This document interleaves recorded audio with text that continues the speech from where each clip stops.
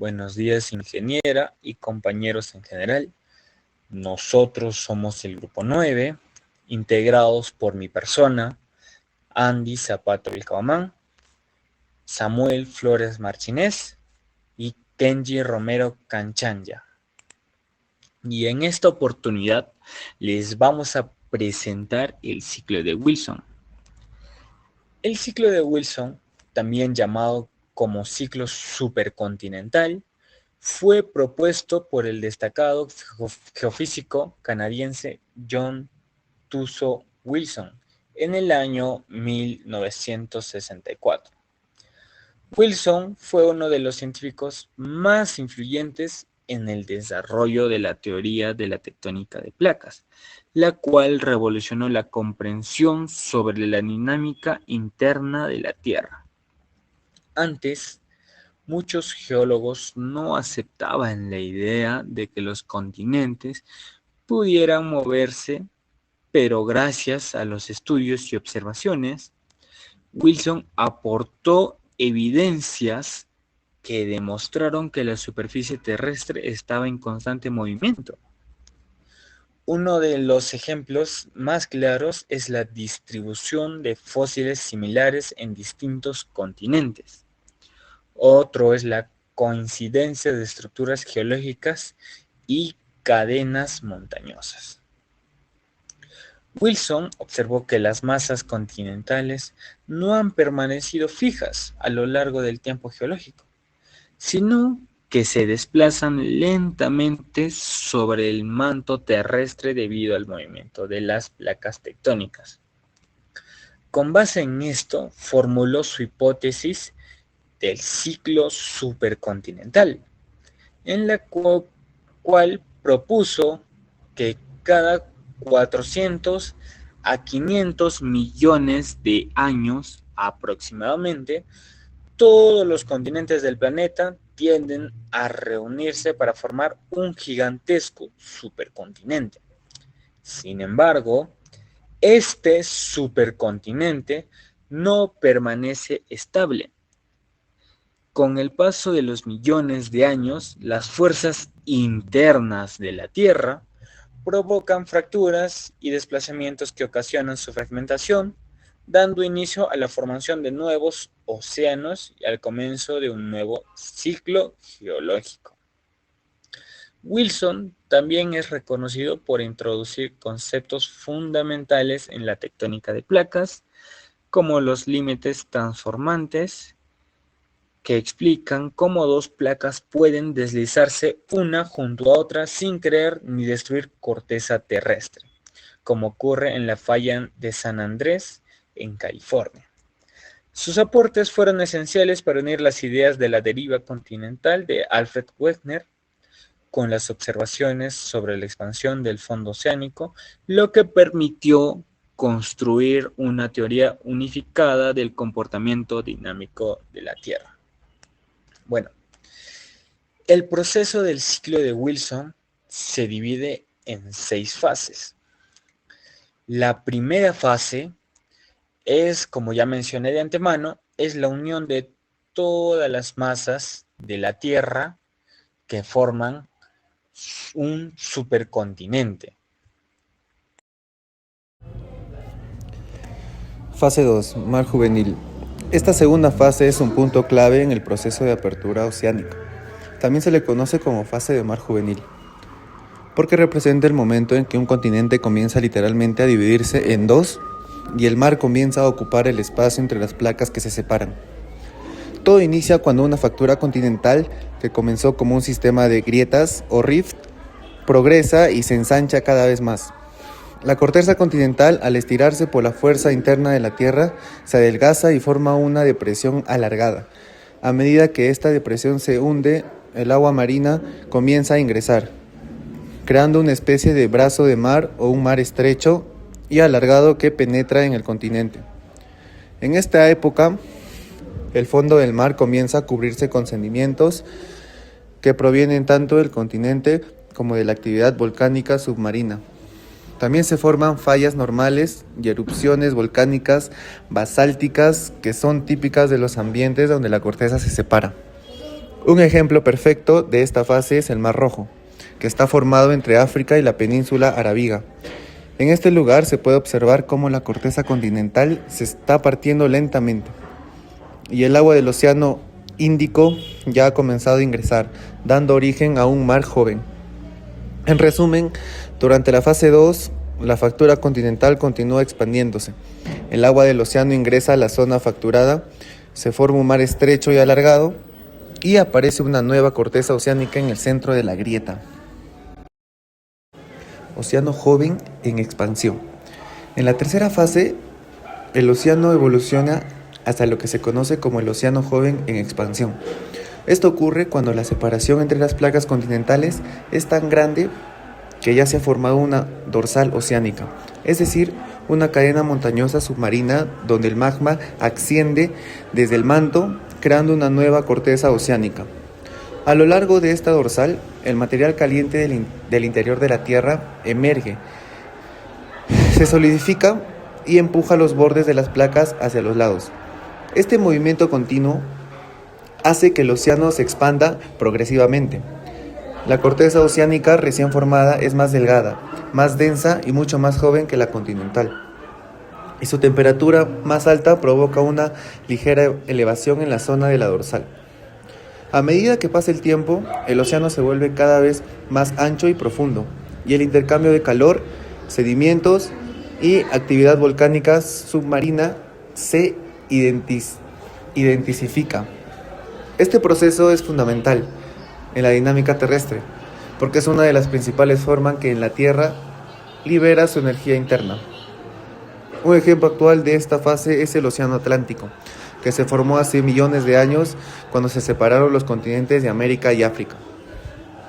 En esta expansión continúa hoy, a razón de unos pocos centímetros por año, lo que significa que el Atlántico sigue creciendo. Y en resumen, durante la fase 3 se forma una dorsal oceánica en el centro del nuevo océano. El magma crea continuamente nuevas cortezas oceánicas, las placas se separan y el océano se amplía. Se consolida un océano joven con un fondo marino activo y en expansión. A continuación, la fase 4, la cuarta fase conocida como océano maduro. Esta etapa se caracteriza por una relativa estabilidad tectónica. Durante la cuarta fase del ciclo de Wilson, el océano que anteriormente se había abierto y expandido comienza a cerrarse progresivamente. Este cambio se produce cuando partes de la litosfera oceánica que con el tiempo se enfrían se vuelve más rígida y densa. Alcanzan una densidad mayor que la del manto subyacente. Debido a esta diferencia, la corteza oceánica comienza a hundirse bajo otra placa tectónica, iniciándose así el proceso de subducción. Este fenómeno que marca el inicio de la contracción del océano, ya que la corteza oceánica deja de formarse en los dorsales y en cambio se destruye en los márgenes convergentes. En el punto donde una placa se introduce bajo otra, se forma una fosa oceánica, que constituye una de las zonas más profundas del planeta y una región con intensa actividad sísmica y volcánica. A medida que la placa descendente se hunde hacia el manto, las altas presiones y temperaturas provocan la fusión parcial de materiales. De esta fusión surge el magmatismo, y los magmas resultantes ascienden a través de la corteza suprayacente, originando arcos volcánicos.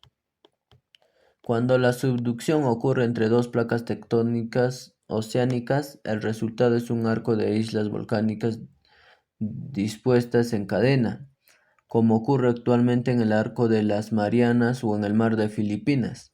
En cambio, cuando la subducción se produce entre una placa oceánica y una continental, el material fundido asciende a través de la corteza continental, generando un arco magmático continental, como el que forma la cordillera de los Andes por la subducción de la placa de Nazca bajo la Sudamericana. Además, en esta fase se desarrollan cuencas sedimentarias, conocidas como cuencas de antearco y de retroarco, donde se acumulan sedimentos provenientes de la erosión de los arcos volcánicos y de los continentes cercanos. Conforme avanza la subducción, el océano se estrecha, sus márgenes se aproximan y la dorsal oceánica puede llegar a desaparecer completamente. El Océano Pacífico es un claro ejemplo moderno de esta etapa, pues su superficie está disminuyendo debido a la intensa actividad de subducción que lo rodea, conocida como el Cinturón de Fuego del Pacífico. Bueno, ahora pasamos a la fase 5, la quinta fase conocida como fase de cierre del océano. El océano se reduce hasta desaparecer casi por completo. En este punto, las dos placas continentales finalmente entran en contacto y colisionan dando inicio a una orogenia, es decir, un proceso de formación de montañas. A diferencia de la corteza oceánica, la corteza continental es menos densa y más gruesa, por lo que no puede hundirse con facilidad en el manto. Como consecuencia, durante la colisión los bordes continentales se deforman, se pliegan, se fracturan y se elevan, formando grandes cordilleras orogénicas. Esta intensa deformación da lugar a una gran variedad de estructuras geológicas como pliegues, fallas inversas, mantos de corrimiento y zonas metamórficas. El material sedimentario que antes se encontraba en el fondo del océano junto con fragmentos de corteza oceánica llamadas ofiolitas pueden quedar atrapados entre los continentes, siendo comprimido y elevado. Este proceso provoca un engrosamiento de la corteza terrestre, que puede alcanzar hasta el doble de su espesor original. En las zonas más profundas, las altas presiones y las temperaturas transforman las rocas originales en rocas metamórficas. La colisión continental también genera un levantamiento topográfico significativo. A medida que la corteza se engrosa, la isostasia impulsa su elevación, dando origen a sistemas montañosos de gran altura, como el Himalaya, resultado de la colisión entre la placa india y la placa euroasiática. Otro ejemplo es la formación de los Alpes, producto de la colisión entre África y Europa. Con el paso del tiempo, los procesos erosivos comienzan a desgastar las montañas, transportando sedimentos hacia las cuencas adyacentes. Estos sedimentos se acumulan en los bordes del nuevo supercontinente que se ha formado. La orogenia eventualmente cesa y la región se estabiliza, convirtiéndose en parte de una gran masa continental unificada. Esta masa puede permanecer estable durante millones de años, hasta que nuevas fuerzas internas de la Tierra generen fracturas en la corteza y se inicie un nuevo proceso de rifting, dando comienzo a otro nuevo ciclo. Por último, en la última fase, los continentes que antes estaban separados comienzan a unirse debido al movimiento de las placas tectónicas.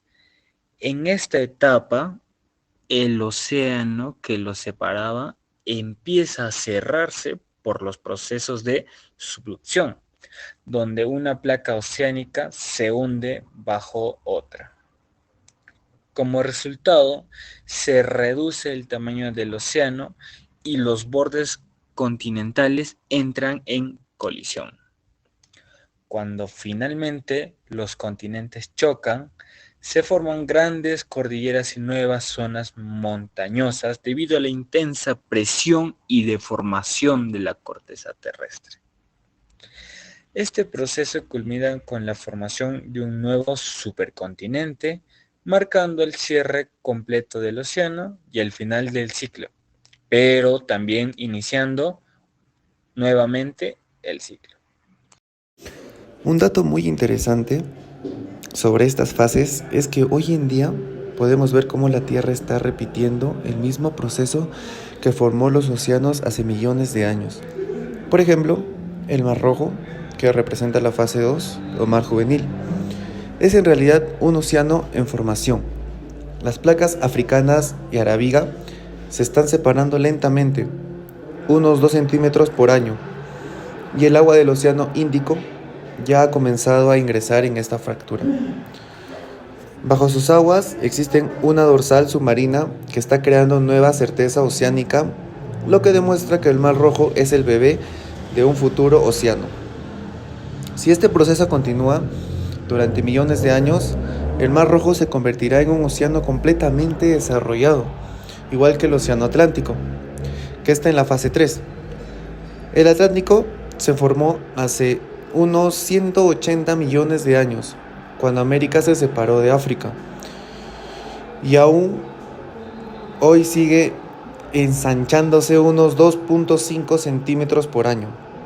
Así que, en pocas palabras, el Mar Rojo es como el Atlántico del futuro, y el Atlántico es el resultado final de ese mismo proceso natural. Esto demuestra que nuestro planeta está vivo, en constante movimiento, y en los océanos que conocemos hoy también están cambiando lentamente cada día. Esta es la presentación del ciclo de Wilson del grupo 9. Espero les haya gustado. Muchas gracias a todos.